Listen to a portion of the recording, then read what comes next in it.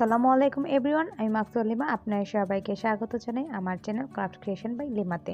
আজ আপনার সাথে শেয়ার করব এইখানে বাটিকের আগে কিভাবে কাপড়ের মারটা ছাড়িয়ে নিতে হয় সেটা। আমি এখানে পর্যাপ্ত পরিমাণ পানি নিয়েছি। যতটুকু পানি কাপড় লাগবে তার চেয়ে দ্বিগুণ পানি দিতে হবে, যেন পানিটার মধ্যে কাপড় ডুবে থাকতে পারে। পানিটা আমি ফুটিয়ে নিয়েছি প্রথমে। তার মধ্যে আমি এভাবে বল সাবান, চাকা যে বল সাবান আছে সেটা গোল গোল করে কেটে তারপরে দিয়েছি। এতে করে কিন্তু তাড়াতাড়ি সাবানটা গলে যাবে। এখন আপনাদের প্রশ্ন থাকতে পারে, পাউডার যে সাবানটা আছে ওইটা কি দেওয়া যাবে কিনা। ওইটার মধ্যে ক্ষারের পরিমাণ কম থাকে, আর এই যে বল সাবানের মধ্যে ক্ষারের পরিমাণ বেশি থাকে। সেই জন্য বেস্ট হয় বল সাবান। আপনারা বল সাবানটাই ব্যবহার করার চেষ্টা করবেন। কাপড় কাচার যে বারগুলো থাকে সেই যে কোনো একটা বার আপনারা এখানে ব্যবহার করতে পারেন। যতক্ষণ পর্যন্ত সাবান না গলে যাবে ততক্ষণ পর্যন্ত আপনারা এই পানিটা এভাবে জাল দিতে থাকবেন। এই দেখুন ধীরে ধীরে কিন্তু গলে আসছে। আমি কিন্তু জাল একদম মিডিয়াম করে রেখেছি, একবারে লো করিনি যেন একবারে ঠান্ডা হয়ে যায় পানিটা, আর একবারে হাইও করে দিইনি যে পানিটা শুকিয়ে যাবে। এমন অবস্থায় রেখেছি যেন পানিটা সাবানটাকে গলাতে সাহায্য করে। আর আমি বারবার এভাবে নেড়ে চেড়ে দিচ্ছি যেন এখানে কোনো নিচ দিয়ে যেন সাবান অনেক সময় লেগে যায়, সেজন্য বারবার এভাবেই নেড়ে দিতে হবে।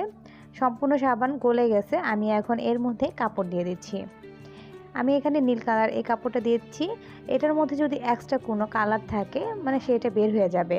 আর আপনাদের সাথে আরেকটা কথা বলে, সাদা আর কালারিং কাপড় কখনই একসাথে দিবেন না। প্রতিটা কালার আলাদা আলাদা করে এভাবে মার ছাড়িয়ে নেবেন, এতে করে ভালো হয়।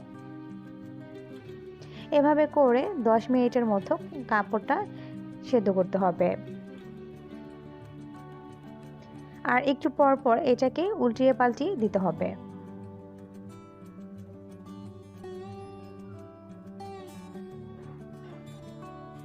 কাপড়টা কিন্তু অতিরিক্ত জালে কিন্তু রাখা যাবে না, নয়তো ও একদম বলক উপরের দিকেই নিয়ে আসবে কাপড়টা। আর কাপড় যেহেতু ভাসমান সেহেতু কিন্তু এটা ভেসে থাকতে পারে। সেজন্য এভাবে করে আমি বারবার এটাকে নিচ দিকে দিয়ে দিচ্ছি। এভাবে করে আমি 10 মিনিটের মতো এটাকে ফুটিয়ে নিচ্ছি। 10 মিনিট হয়ে গেছে, দেখুন এমন হয়েছে। আমি এখন এই চুলা বন্ধ করে দেব এবং গরম অবস্থাতেই আমি কাপড়টা হাঁড়ি থেকে বের করে নেব।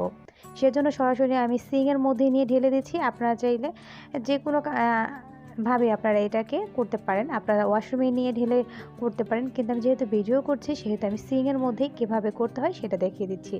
আমি এখানে এভাবে নিয়ে জাস্ট ঠান্ডা নর্মাল পানি দিয়ে ধুয়ে দিচ্ছি। আপনারা ওয়াশরুমে নিয়ে বালতির সাহায্যেও করতে পারেন।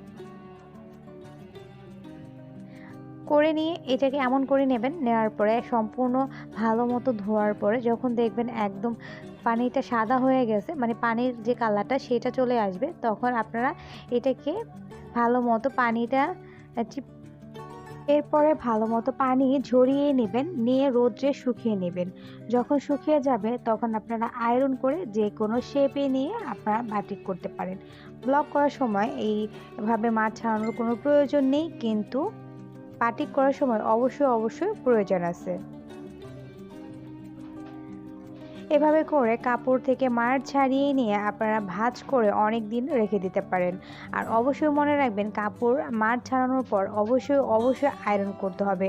যদি আপনারা কাপড়টা আয়রন না করেন তাহলে যে শেপটা আপনারা চাচ্ছেন বা যে ডিজাইনটা আপনারা চাচ্ছেন সেই ডিজাইন কিন্তু পাবেন না। দেখুন এখানে পানিটা কিন্তু একদম নর্মাল যে কালারটা আছে পানির, সেই কালারে চলে আসছে। আমি এখন এটাকে ঝরিয়ে নেব এবং ঝরিয়ে নেওয়ার পর কড়া রোদে শুকিয়ে নেব। আজ এই পর্যন্তই। আপনারা সবাই ভালো থাকবেন, সুস্থ থাকবেন। আসসালামু আলাইকুম।